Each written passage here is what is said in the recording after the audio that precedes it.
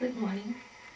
The other day I was giving a series of talks. It was called the Troy Davis case because he's on death row.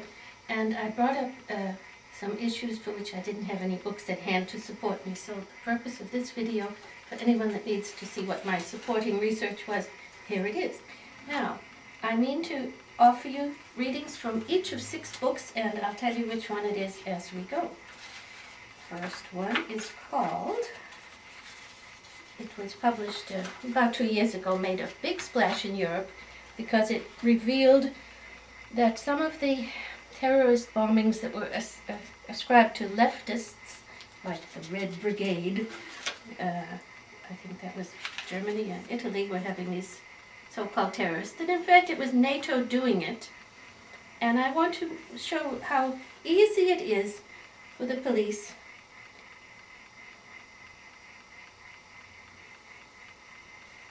to not reply to real crime. All right, in 1984, Italian Judge Casson reopened the case and found there had been no police investigation on the scene. This was a certain lethal bombing. The report, which at the time claimed that the explosive used in Petiano had been the one traditionally used by the Red Brigades, that was a forgery. An expert for explosives of the Italian police had deliberately provided fake expertise. He was a member of the Italian right-wing organization. Judge Casson was able to prove that the explosive used was C4. That means it had been provided by NATO, the NATO troops. Then, do you think the judge was able to make this come out right? Not exactly. The judge identified Ordine Nuovo member Vincenzo Vinciguerra as the man who had planted the Petiano bomb. That man then confessed, and I quote, "A whole mechanism came into action.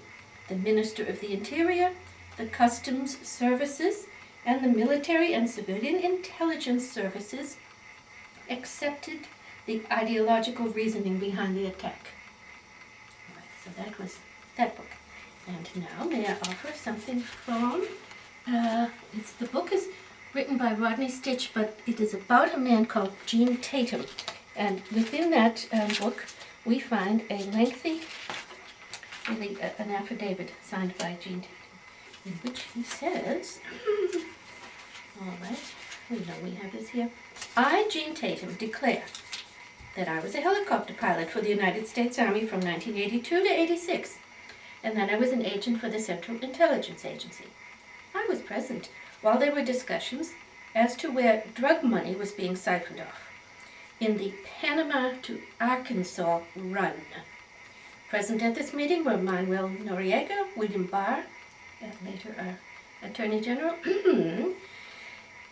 Joe Fernandez, Mike Harari, General Alvarez of Panama, and participating in this meeting via satellite telephone was Vice President George Bush," so that was during the Reagan, "Oliver North, and William Jefferson Clinton, then Governor of Arkansas." This is a sworn statement, by the way, by this man who's confessing to it. "I had reported these illegal operations to my superiors. After I refused to perform a mission that I felt was beyond my willingness to execute, I notified my handlers that I wanted out of the operation, which at that time was known as Operation Pegasus. Their response was to warn me that no one leaves the operation." So you see that reporting crime doesn't always have the consequences you might expect. Or it has the consequences you might expect, depending on what you expect. Another point I was trying to make in my series was perhaps the ease with which our government, that is US, and this is 2008, the ease with which they take life. They take a life, take lives. So, here, although it's looking back a few years, and this was reported fairly recently in the 90s by Stewart Udall of Utah, Arizona, sorry. I think his brother Morris Udall was a senator, Senator Mo Udall, and died, probably one of those deaths, if you know what I mean, but okay. The experiments that the Army did on nuclear radiation consisted of some of the 1,000 plus members of the group that were being followed were surreptitiously monitored for over 4 decades. Those persons, their bodies were burdened with assorted isotopes of radiation, and they were defenseless. In a school in Waltham, Massachusetts, for retarded teenagers, they were given radioactive iron and calcium in their cereal.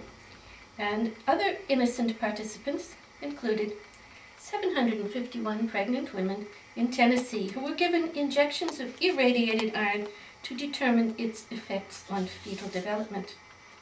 And that was followed by, in Oregon, the testicles of 67 prisoners were irradiated to ascertain the effects of radiation on sperm production. All right, here is another piece of research, this time backing up the idea that even today, or a couple of years ago, in the Army we have rather extreme irresponsibility, but I would actually put the word malice in there, shown toward our own soldiers. This is a major in the Army. His name is Doug Rokke, and he says there were many problems involved in the use of the anthrax vaccine. You may recall that the soldiers were forced to take it, and some of them filed a lawsuit, which I think they won.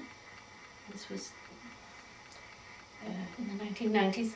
And then Mr. Rumsfeld somehow overcame that lawsuit, and they were still made to take the shot, which made them very sick. And God knows what's in the shot. But whilst they were over there, the major says, the anthrax vaccines arrived in theater just in a box. There was no temperature control. Secondly, by command directive, we were not allowed to record the names of the individuals that received the anthrax vaccine. Isn't that amazing? 3, we were not allowed to record any adverse reactions that were observed. 4, we were not allowed to record the lot numbers of the anthrax vaccine that was administered. So I'm just trying to tell you that's from an inside source, and what can one say?